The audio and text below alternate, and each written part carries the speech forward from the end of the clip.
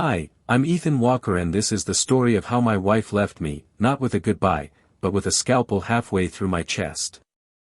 It started on a cold Tuesday afternoon, the kind where the clouds hang low and the sterile scent of antiseptic clings to your nose long after you've left the hospital. I was already lying on the operating table, bare-chested under the blinding lights, when a nurse whispered something into Emily's ear. That nurse's eyes flicked toward me, then dropped immediately to the floor. I saw the change in my wife's expression. A sudden stillness.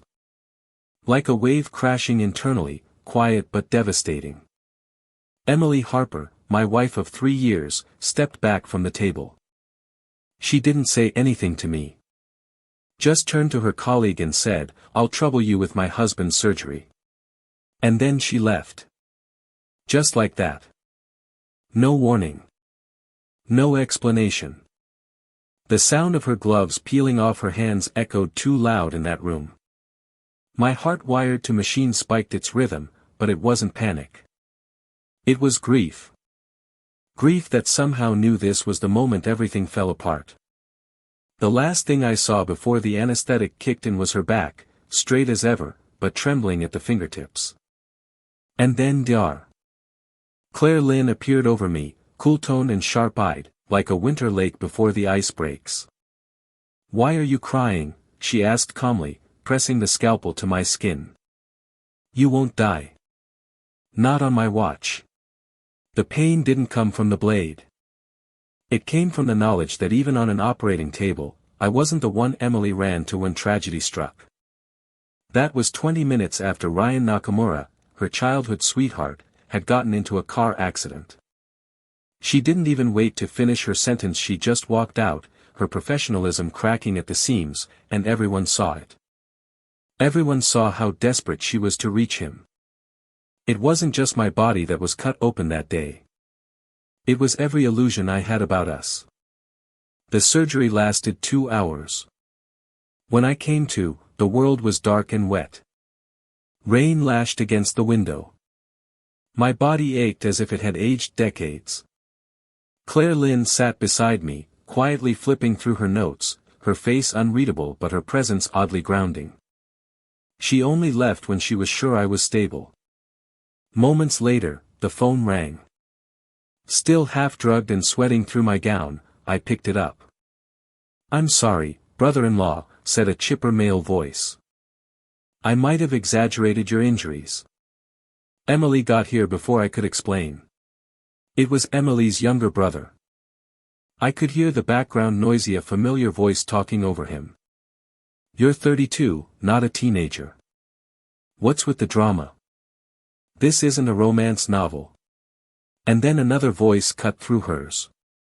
"Emily. Don't drink anything cold. And if you don't want the wound to fester, stay put. That milk tea was supposed to be for you. He's just had surgery, can't drink it." Her brother sounded aggrieved again. "I just said he was in an accident. How was I supposed to know she'd drop everything? Why am I getting yelled at for your couple drama?" My hand trembled. I couldn't even ask Emily to bring me painkillers. I hung up in silence. A nurse came in shortly after, all smiles. "Here. Dr. Lynn prescribed this painkiller for you. Take it and rest." She didn't say Emily's name. Just Dr. Lynn's. I was discharged 3 days later. The hospital corridors smelled faintly of damp linen and soap. Outside, Emily's black sedan waited at the curb. Out of habit, I opened the passenger door. I should have waited. There was Ryan, halfway leaning from the driver's seat, startled and pulling back so quickly his watch got tangled in Emily's hair. His collar was open, his expression awkward. "I'm sorry, Ethan. I didn't mean," "What nonsense," Emily cut in sharply, brushing her hair off and glaring at him. "Don't let your brother-in-law get the wrong idea." She turned to me. "His hair got caught.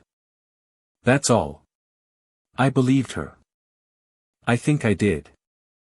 Emily had always been frank about her past. She told me about Ryan before we got married. Said she had history, but once she married me, she'd be loyal. Still, history has a way of resurrecting itself when you're most vulnerable. I closed the door and stood quietly for a moment. Emily, I said, voice hoarse. Let's talk. Alone. Ryan bit his lip. It's okay, Ryanu, Emily. I'll take a cab back. I think your husband's upset. Emily looked at me, then back at him. You have 2 legs. Use them. Her tone was cool but firm. Ryan sat there, unwilling to move, his eyes turning red. Emily gave me a glance. I could feel her trying to telepathically beg me to be the bigger person. But I didn't want to be big. I was tired of being decent.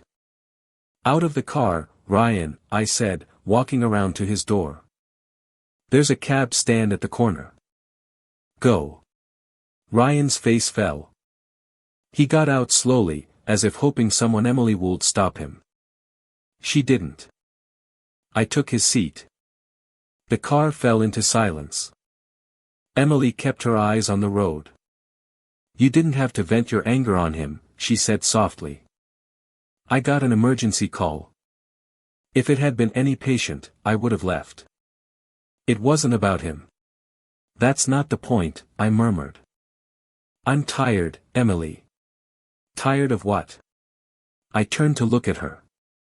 Tired of pretending we're okay. I took a breath. Let's get a divorce. Her foot slammed the brake. Everything in the back seat rolled forward. She stared at me like I'd just slapped her. Ethan. Why? Because of Ryan. Yes, I said plainly. Because of Ryan. And just as I finished, a loud honk interrupted us. We both turned to see Ryan collapsing at the intersection like an actor in a badly written drama. People rushed to him, and I scoffed bitterly. Your Ryan just collapsed. Aren't you going to check on him? Emily's jaw tightened. You're divorcing me, and you think I still care about an outsider. The drive home was icy. When we arrived, Muffin the cat Emily gifted me on our wedding day ran to greet us. Muffin always slept curled up between us. Emily picked her up and whispered, Daddy and Mommy had a fight, Muffin. Can you tell Daddy to forgive Mommy? Muffin meowed like she understood, turning to look at me. That trick used to work. Not this time. Emily's expression faltered. Did you take the painkillers Dr. Lynn prescribed for you? I stared at her. You had her prescribe them? Of course. What, you thought I didn't care? She stepped forward to kiss me. Her fingers touched my cheek, cold and slender, the way they always were when she was about to beg. Ethan, don't be stupid. I wouldn't throw away our marriage like that. Her breath tickled my ear. Be good. Don't mention divorce again, okay? I flinched. No, not okay. Not anymore. 3 years ago, maybe I wouldn't have minded Ryan's return. Emily and I married through a blind date, her family of doctors, mine of professors. We were a perfect match on paper. But we barely dated. We were both busy. We didn't fall in love, we grew into something like comfort. I didn't even know when I started falling for her. Maybe it was that rainy night, when I got in a car accident and the driver who hit me yelled slurs in my face. Emily had shown up in the pouring rain, this composed, elegant professor, swinging at the guy without hesitation. Why are you crying? She'd whispered to me, brushing my soaked hair back. You can always find me, Ethan. But that same woman, days after I was discharged, appeared on Ryan Nakamura's social media. A photo of his bandaged knee, captioned, "The price of abandoning me is that the great Professor Harper came to change my bandage herself." My hands shook. Then, he posted again, "Got scolded, but next time I'll wait for you to come back," followed by a puppy-eyed selfie. In the photo's corner, I recognized her watch. I didn't know what hurt more, the caption or that she was at her parents' house when the photo was taken. She brought him home. That was the moment I stopped trying to save us. I commented, "Nice watch," and turned my phone to silent. I had lectures to teach. I had a life to live, even if it was falling apart around me. When I checked again, Emily had called 8 times. Ryan had called 3. The post was deleted. Emily finally called again. "Ethan, why didn't you answer?" I kept my tone light. "It's Monday. I teach on Mondays." She paused. "Right. You always turn off your phone in class." Silence stretched across the line. I waited for her to explain. She didn't. Instead, Ryan's voice came on speaker, soft and pitiful. "I'm sorry, man. I hadn't seen your in-laws in a long time. Just stopped by to say hi. Emily was here, so she helped me change my bandage. Don't be mad at her." I chuckled. Who said I was mad? Sounding guilty already? "Ethan," Emily warned, her voice cool. "My parents are here. Be careful what you say." "Ryan just posted to say thanks," she added quickly. "He didn't do anything wrong. Don't twist this." I didn't respond. She must have realized how cold I'd gone. "When do you finish work?" "I'll pick you up. Mom made dumplings." "Emily," I said quietly, "in that house, there's only room for him. Not me." The silence that followed was louder than any scream.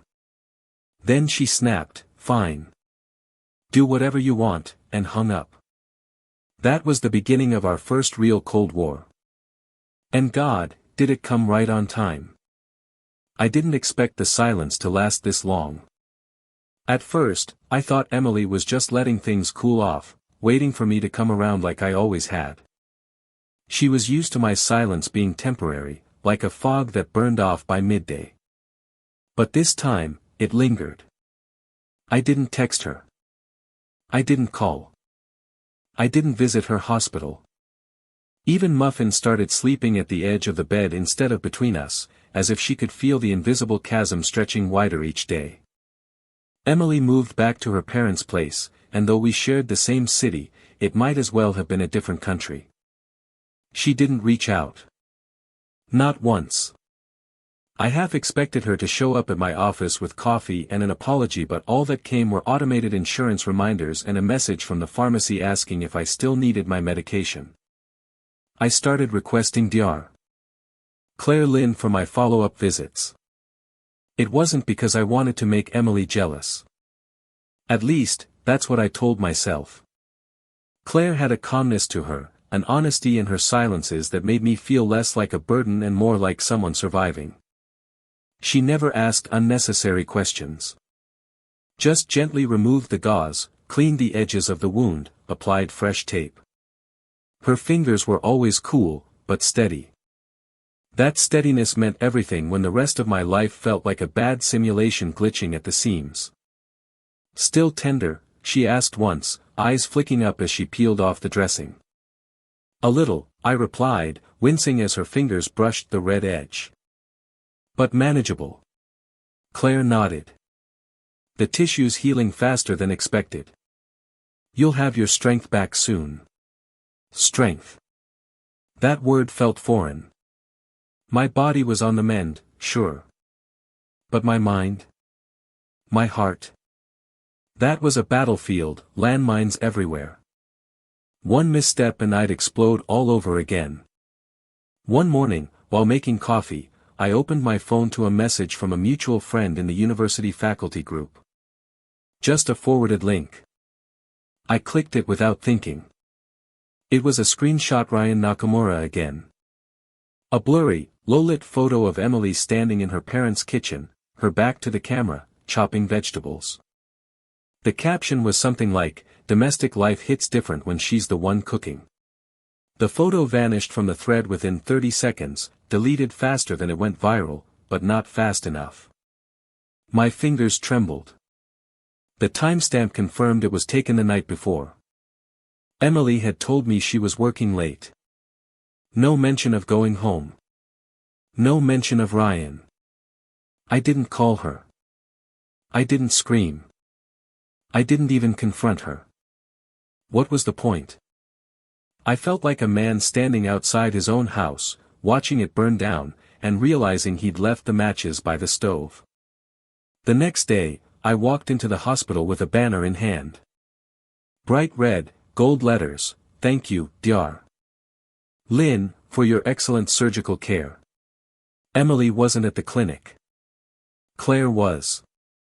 She raised an eyebrow beneath her pale blue mask. "What's this?" "A token of appreciation," I said. "You saved my life."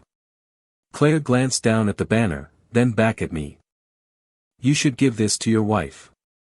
She was the one who wanted you to be taken care of."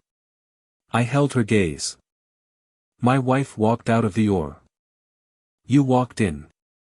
Claire said nothing, just nodded and pinned the banner on the wall beside a certificate of excellence. I smiled, bitter and thin. "By the way, I came for stitch removal." "Emily's not available, right?" Claire didn't blink. "No, she isn't." "Then I'm in the right hands," I replied. I didn't know if she saw through me, if she realized this was more than a gesture, it was a line drawn in permanent ink. Emily found out 3 days later. She called me late at night, voice sharp. "Why do you keep going to Claire for checkups? You know my schedule." "Yeah. Monday to Thursday. I teach those days." "You want me to cancel my classes for a wound you didn't even close?" "That's not fair," she snapped. "You're doing this on purpose." "Am I?" I leaned back in my chair, listening to the hum of the ceiling fan. Some people think being distant is the same as being unfaithful. Maybe they assume their partner's just like them. Her breath caught. For a second, I thought she was going to cry. But then she recovered. "You're twisting everything. You're the one pushing boundaries now." "Claire." "Really? Don't be jealous. You taught me how to compartmentalize. I'm just applying the lessons." She hung up.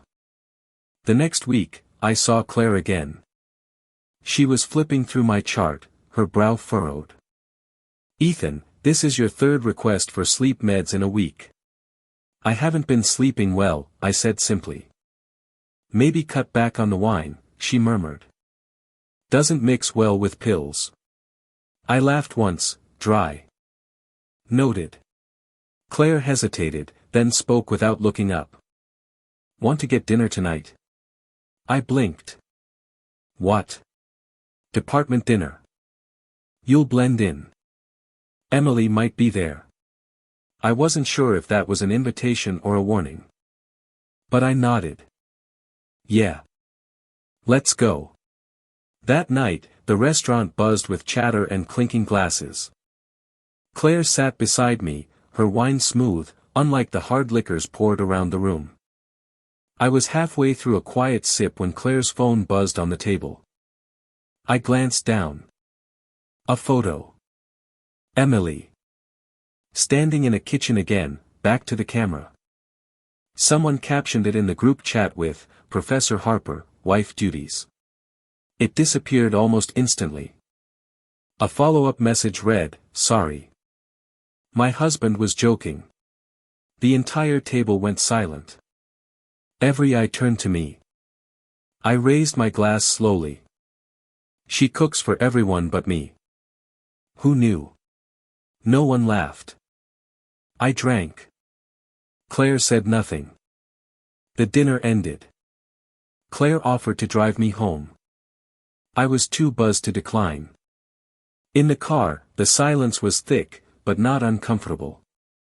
My phone had slipped between us, the cord of my tie caught on Claire's watch strap. I smiled at the irony. "Sorry," I mumbled. "Déjà vu." She reached down to untangle it, fingers brushing mine. Careful. Before I could reply, the car door yanked open. Rain slashed across my face. Emily stood there, soaked and furious. Ethan. What the hell is going on? Her voice trembled not from cold, but rage.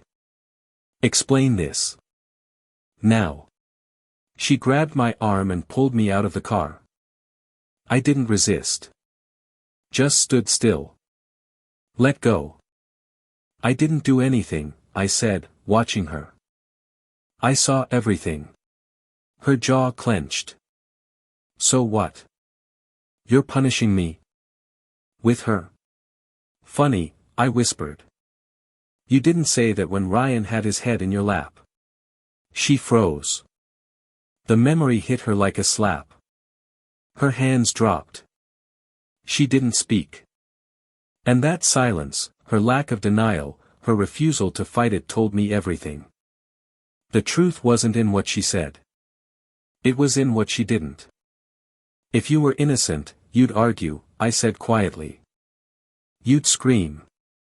You'd swear you were loyal. But you're not. You didn't expect me to catch you twice, did you? Emily took a step back. Her eyes were wide, confused. You're wrong. Am I? I turned toward Claire. Thanks for the ride. Be safe getting home. Claire nodded once, didn't look at Emily, and drove off. The street fell into silence. Only the rain spoke. Emily reached for me again. Ethan, please, let's talk. I turned around and slapped her. The sound cracked through the night like thunder. Don't touch me, I said coldly. You're not mine anymore. You're tainted.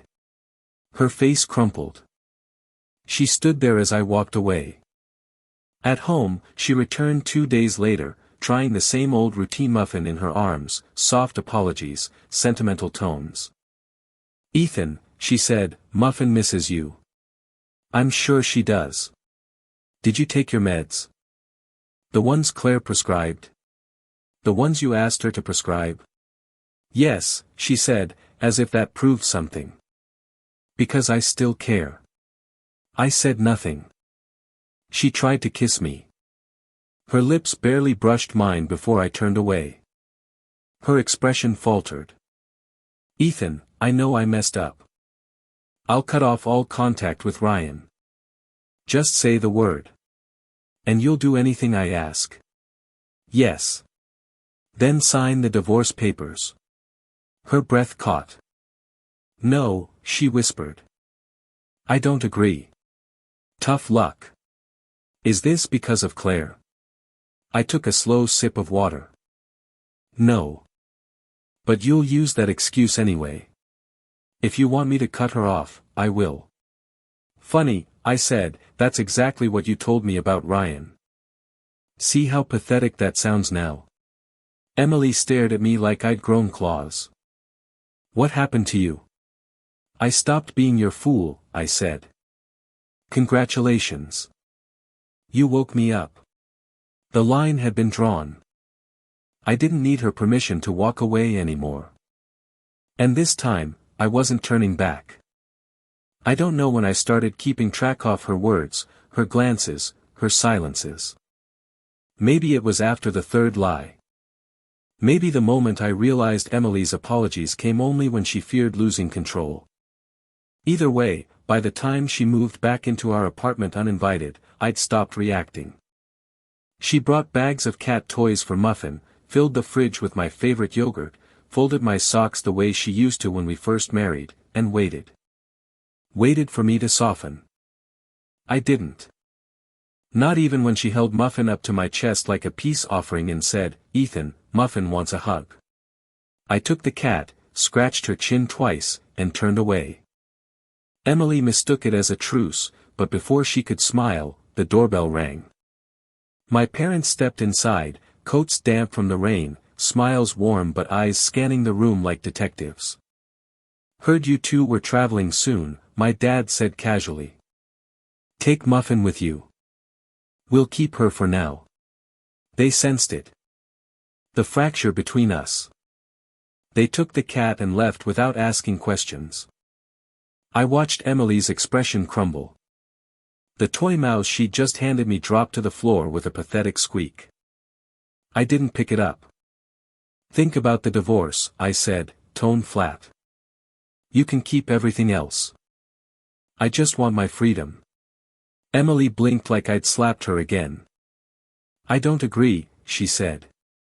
Ethan, I swear Ryan and I are innocent. If you want, I'll never speak to him again. I just want you to be happy.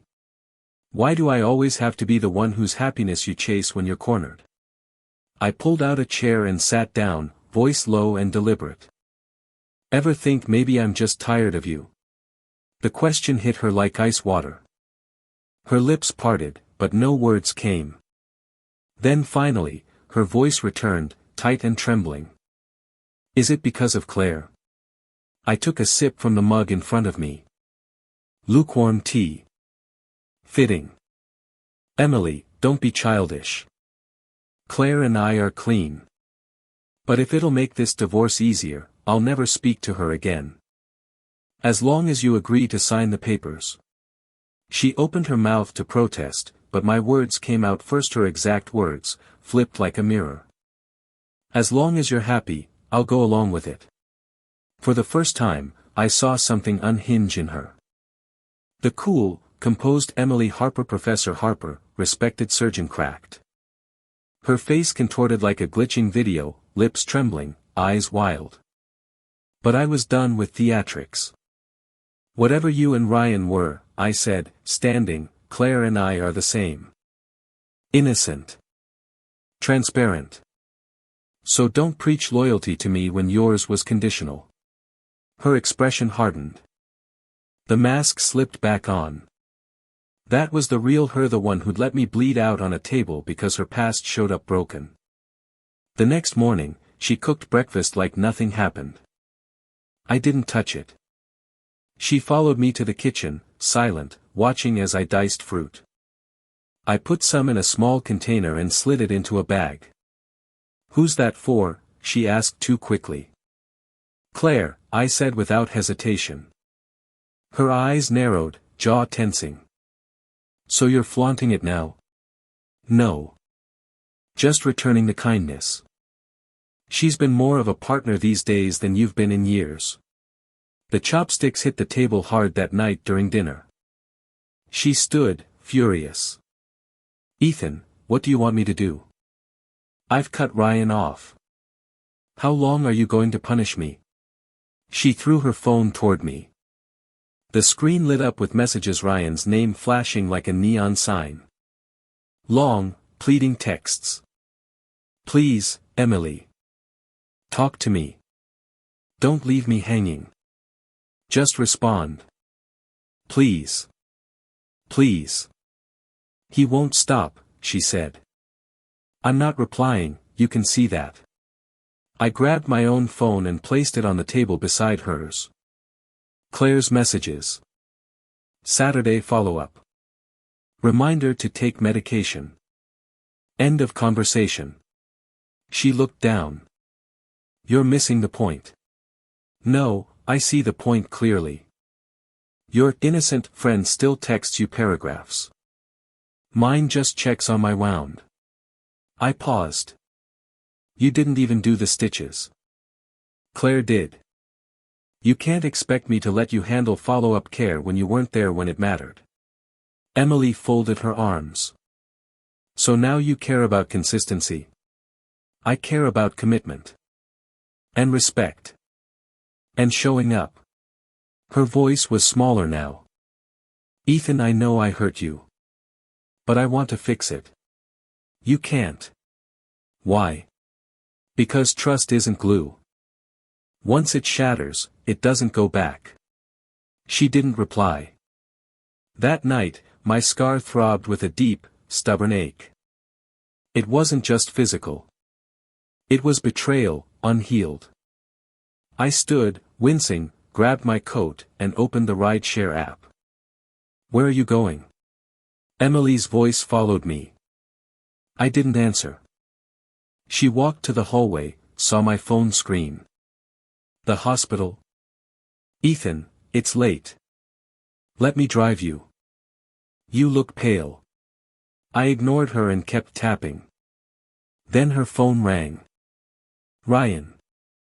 I snatched it before she could react and hit end. I'm not doing this, I muttered. Take me to the hospital. She hesitated.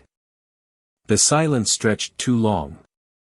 Ryan's name flashed again. This time, I picked up. Call again, I said, voice ice cold, and I'll tear you apart. Then I threw the phone against the wall. The screen cracked like thunder. Emily stood frozen. I didn't wait for her permission. I staggered toward the door. Fine, she said, grabbing her coat, I'll drive. But as we passed the foyer, the shattered phone lit up. A text came through, if this is your choice, maybe I should just disappear from this world. Her eyes widened. She didn't say a word. Just turned on her heel, bolted out the door into the storm, forgetting even to shut it behind her. The hallway light flicked on from the neighbor's motion sensor. I collapsed to my knees. Help, I whispered. I need a hospital. The neighbor called an ambulance. By the time Claire arrived, the ER was in chaos. Pancreatitis, the attending said grimly. If we don't act now, it's going to be bad. Claire didn't speak. Just stood at the door, watching as they wheeled me away. When I woke up, she was still there, holding a paper cup of warm water. Thank you, I murmured. For being here. You don't need to thank me, she said, voice soft. But don't joke about dying. It doesn't suit you. I'm not joking, I said. I thought about letting go. For real. Tonight proved something to me. And what's that? No one saves you in the end. Not even the ones who promised they would. She looked away. Not always true. I wanted to ask what she meant, but she changed the subject. You'll be transferred to the observation lounge. Sister Barbara will come by later. Claire, I said suddenly, if I've made things harder for you with Emily, don't apologize, she interrupted. I'm not 22 anymore. I don't get flustered by proximity. She gave me a faint smile. Just don't lie to yourself. That's worse than any betrayal. I lay back against the pillow, too tired to respond. The next morning, Emily showed up with puffy eyes and a guilty smile. Ethan, she whispered, brushing her fingers across my face. I just found out. I came as soon as I heard. I pulled away slightly. How did you hear? Sister Barbara. Not from Ryan. Her smile faltered. I caught the faint scent of cologne on her sleeve. My stomach turned. And just behind her, Ryan emerged from the corridor, trying to look innocent. People nearby whispered. Phones clicked. The story was spreading. The scandal. The mistress. The hospital gossip chain was faster than wildfire. I didn't even need to speak. The look on my face said everything. Emily's expression shattered when I smiled. Not kindly. Cold. We're done, I said, loud enough for the hallway to hear. What gives you the right to decide that? She snapped. I'm your wife. I corrected. When I called last night, you were too busy being enthusiastic in someone else's bed. Her mouth dropped open. Gasps echoed from every corner. Ryan froze. I didn't say that, the whole floor heard it, I replied. You bragged.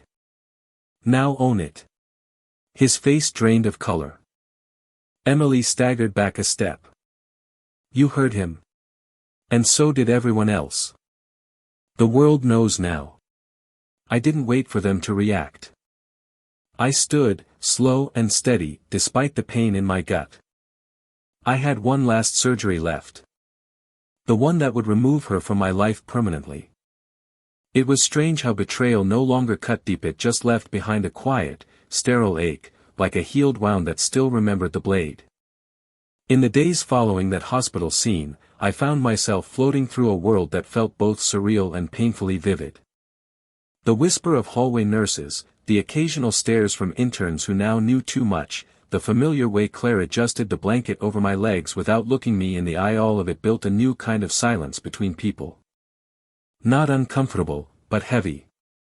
Saturated. Claire didn't ask me questions. She didn't need to. She sat beside me with a clipboard and a pen she barely used, as if waiting for me to speak of my own volition.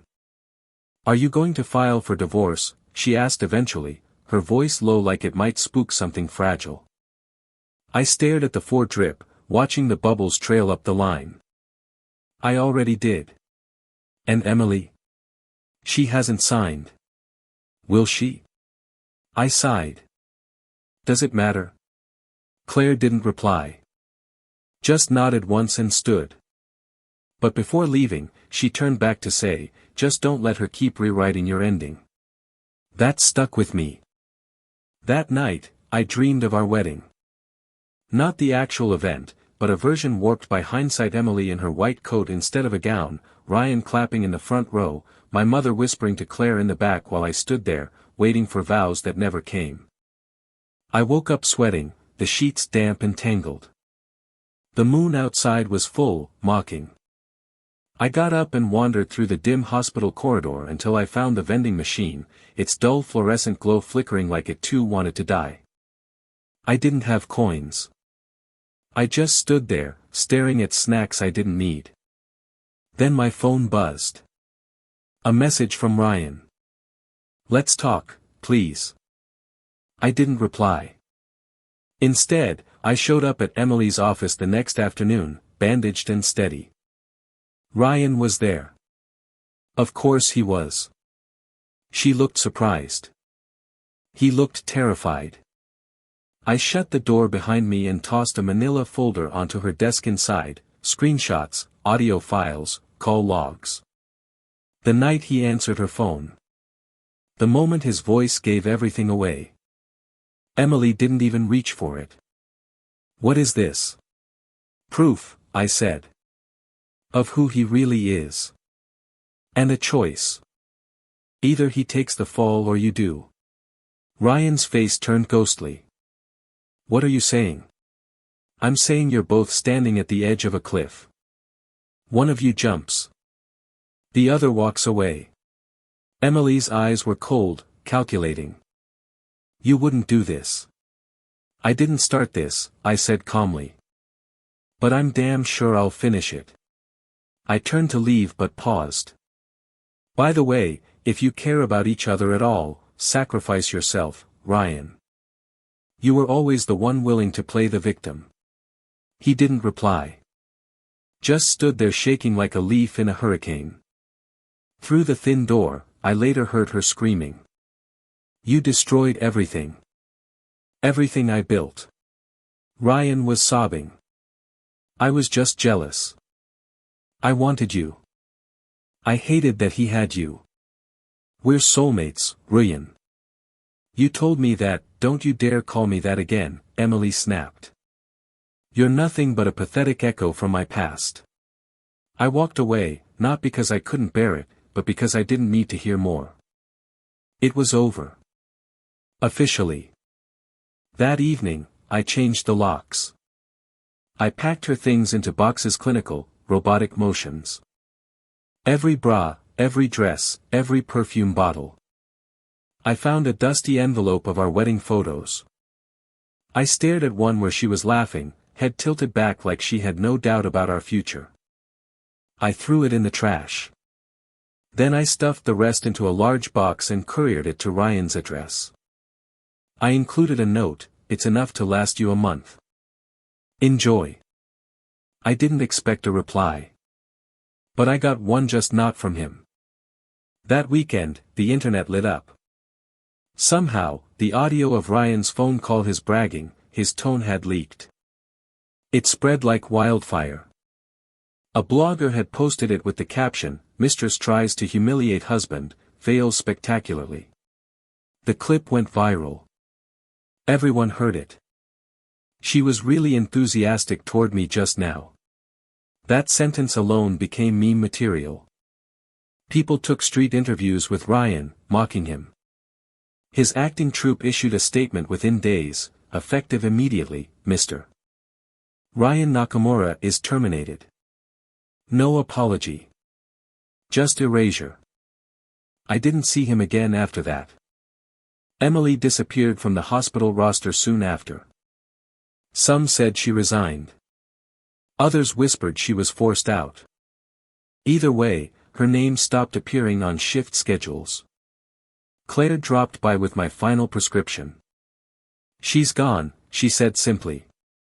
I didn't ask where. I didn't care. Instead, I took a long vacation. Officially for recovery. In reality, for grieving. Not for her. But for myself, for the man I used to be. The man who would have forgiven. Autumn arrived. The streets filled with fallen leaves, the kind you want to crunch under your shoes just to hear something break. The apartment was quiet. I let Muffin sleep wherever she wanted. I moved slowly, cooked for myself, taught fewer classes. I waited for the divorce agreement to return. It didn't. Until one night, the phone rang. "Emily." I hesitated.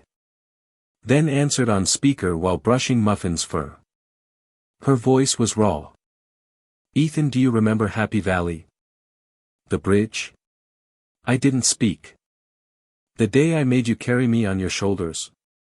You almost slipped and dropped me." "Third month after our wedding," I said quietly. "Your birthday. You were so embarrassed," she laughed through a sob. "You brought me a cake and apologized all night." I didn't deserve that. I stayed silent. "Do you remember the Christmas after your accident? The dumplings I made? The night we watched the sunrise at Nantang?" "I remember all of it," I said finally. "But those memories, they belong to a man who believed in you. That man is gone." She exhaled shakily. "So I don't get a second chance?" "No," I said. "Not from me." A long pause. Then she said, "Okay. I'll sign." The line went dead. And just like that, it was over. For real. I didn't cry. I didn't feel triumphant. I just sat there, petting Muffin, letting the silence settle like dust in a house that's finally been aired out. The divorce cooling-off period arrived like a slow, indifferent tide, neither painful nor kind, just inevitable. I thought it would feel like a finish line, but it was more like waiting at the edge of a cliff, wind biting, air thin, knowing that the fall was just a formality now. Emily and I exchanged no more calls after she agreed to sign. I didn't chase her, and she didn't beg. Our silences finally aligned in a way our words never could. Each day, I buried myself deeper in the mundane. I read papers I'd postponed grading for weeks. I made omelets for breakfast, even though I barely had the appetite. Muffin, sensing something unspoken, began curling against my chest each night as if to hold the parts of me that still cracked when no one was watching. The only thing I looked forward to was the quiet. One afternoon, the air shifted. The sky was pale with the kind of winter sun that never truly warms. I was walking home from campus when I saw her, Emily, standing beneath the withered oak tree near our old neighborhood bookstore, bundled in a coat that made her look smaller than I remembered. Her hair was pulled back messily, and for the first time in years, she looked human. Not perfect. Not composed. Just tired. I kept walking, but she stepped forward. "Ethan," she called, her voice uncertain, like a note played off-key. I turned. "You're early," I said. "The papers aren't due until next week." "I know," she replied. But I couldn't wait anymore. We stared at each other in the golden hush of late afternoon. I'm not here to change your mind, she said. I wanted to give this back. She held out the ring, the one I placed on her finger 3 years ago in a courthouse with bad lighting and a clerk who barely looked up. I didn't take it. She stood frozen for a beat, then slipped it into my coat pocket like some final ritual neither of us knew how to perform properly. You look healthier, she said. You don't. She let out a breathless laugh. Fair enough. Are you staying in town? No. My license is under review. The hospital didn't want the scandal to follow them. I have to move. She looked away. Probably out of state. Maybe Arizona. My parents won't talk to me anymore. I'm sorry, I said automatically, then hated myself for saying it. She nodded. I deserve it. Yes, I agreed. The wind whipped past us, tugging at her scarf. She didn't fix it. Just stood there like a page caught between chapters. I have no more pride left, she said softly. But I still want you to know I loved you. Maybe too late. Maybe too wrong. But it was real. Maybe, I said. But real love doesn't come with exit strategies. She flinched like I'd thrown something. I didn't mean to be cruel. But I wasn't going to lie for her comfort anymore. Goodbye, Emily. I started walking. I didn't look back. I heard the taxi door open. Then close. Then nothing. The divorce papers came through the following Monday. Signed. Stamped. Official. I didn't throw a party. I didn't drink. I just sat on the couch with Muffin and opened a blank notebook. I wasn't sure what I was trying to write. A letter, a memory, maybe a eulogy for the man I used to be. I wrote one sentence, even the softest hearts have bones. A week later, Claire stopped by. She was wearing a long beige trench coat and had a bag of apples in one hand. I was in the neighborhood, she said. Brought fruit. You always bring fruit, I said, letting her in. It's the only socially acceptable gift that isn't awkward. We didn't talk about Emily. Claire knew enough to let silence explain the things that words couldn't. She made tea while I cleaned the litter box. We ate slices of apple with cinnamon and watched snow fall without turning the lights on. It felt easy, not romantic, not complicated. Just two people with nothing left to prove. Do you ever miss her? Claire asked finally. Sometimes I miss who I thought she was. That's not the same. No. It isn't. She stood and pulled her coat on. I think she loved the idea of being loved. But you loved the work of love. The showing up. The staying. That's exactly it, I said. She loved being adored. But she never loved me the way I needed to be loved. Claire paused at the door. And how do you need to be loved, Ethan? I smiled faintly. Without contingency. Without additions. I want someone who doesn't flinch at the first crack. She nodded, then opened the door. Well, I hope whoever that person is, she finds you. And if she doesn't? Then she wasn't good enough for the job. The door closed behind her. I sat with that sentence for a long time. Outside, the snow thickened. Later that night, my phone buzzed. It was a group text from an old friend. A photo of a drama troupe poster. Ryan's face had been blacked out with spray paint. Underneath, someone had scrawled the words, "Still enthusiastic." I didn't laugh. I didn't forward it. I simply deleted the message and put my phone face down. The revenge was already done. The scandal had chewed through both their reputations like fire through dry grass. And yet, it didn't bring me peace. Peace wasn't in watching them fall. Peace came from walking away before I turned to stone. The next morning, I went for a walk along the river trail near my university. The ice was beginning to melt. There was mud, but also sunlight.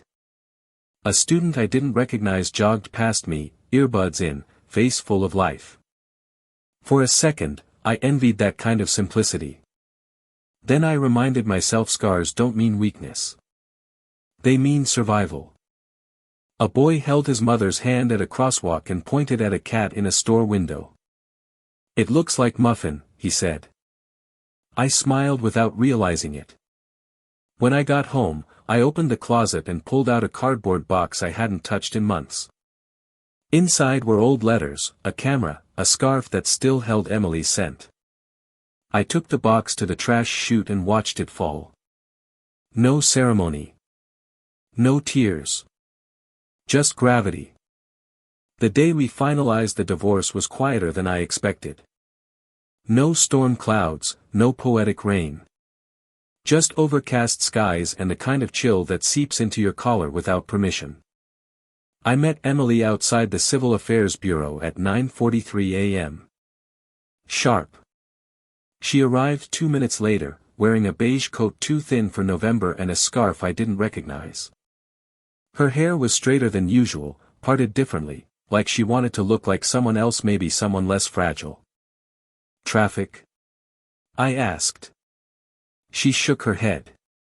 "Just walked slower than I meant to. Shall we get this over with?" I said, more gently than she probably deserved. She nodded. We walked side by side but with a polite emptiness between us, like strangers navigating the same hallway. There weren't many people in line. Divorce wasn't a morning crowd kind of event, apparently. The clerk barely looked up, flipping through our documents with the disinterest of someone who's seen 1,000 endings dressed in paperwork. "Everything's in order," he said, his voice void of ceremony. "Sign here." 1 pen. 2 signatures. A stamp that echoed louder than it should have. Just like that, 3 years folded into a single sheet of paper. Emily didn't cry. She didn't even blink.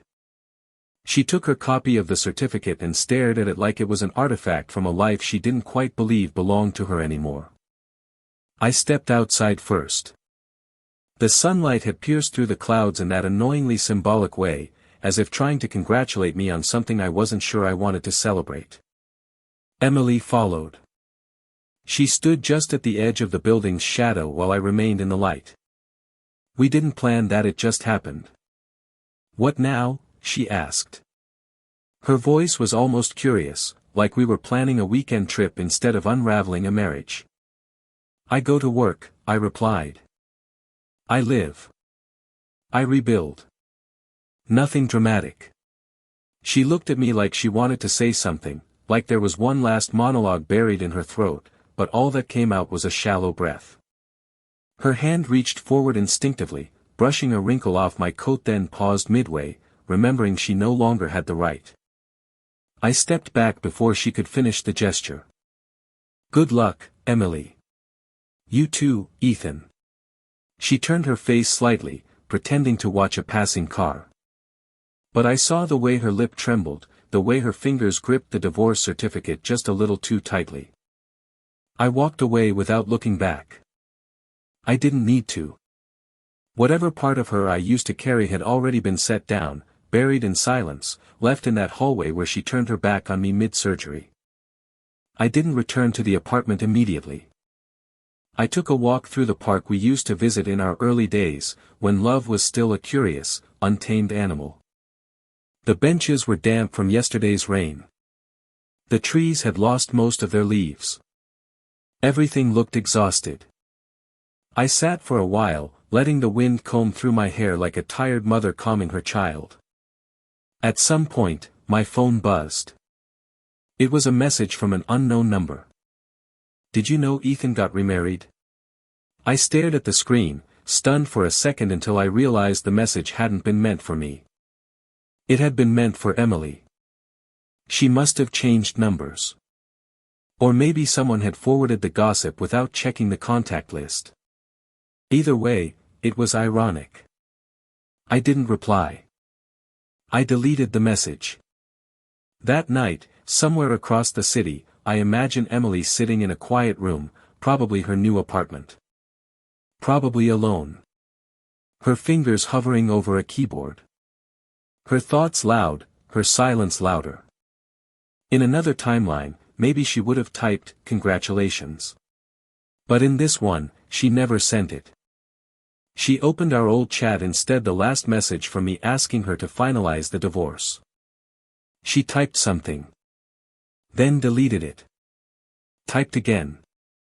This time, a single line, "Happy wedding." She hit send. A red exclamation mark appeared. Message undelivered. Blocked. The screen dimmed. The world outside her window flashed with New Year's fireworks, but inside, it was snowing in her chest. On my end, I was brushing Muffin's fur when the call came from a friend. "So. Is it true?" she asked. "About the wedding?" I smiled. Let them guess. Let them write the ending they need. I hung up and turned off my phone. Some stories don't end with a new beginning. Some just end. And that's enough. Claire had sent me a photo earlier that week. It was a sunrise, peach light spilling over a lake somewhere in Vermont. No caption. None needed. It wasn't a love confession. It was just a gesture. A quiet one. A reminder that some things still rise, even after everything falls. Months passed. Seasons changed. Emily left town. No public farewell, no lingering drama. Just absence. People forgot. But I didn't hate her. Not anymore. Hatred requires energy. I'd used mine to heal. Forgiveness didn't come with a reunion. It came like the thaw of early spring, slow, barely noticeable, but sure. One morning, I stood in front of my lecture hall, chalk in hand, watching students shuffle in with coffee cups and earbuds.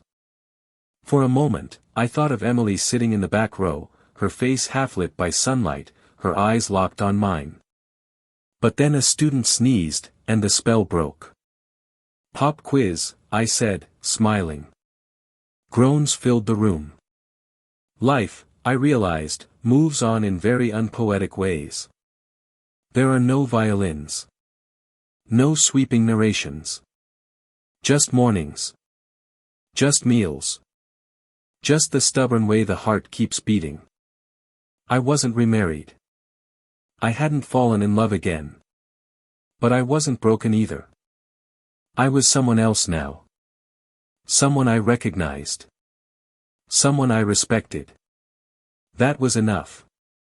At least, for today. The end.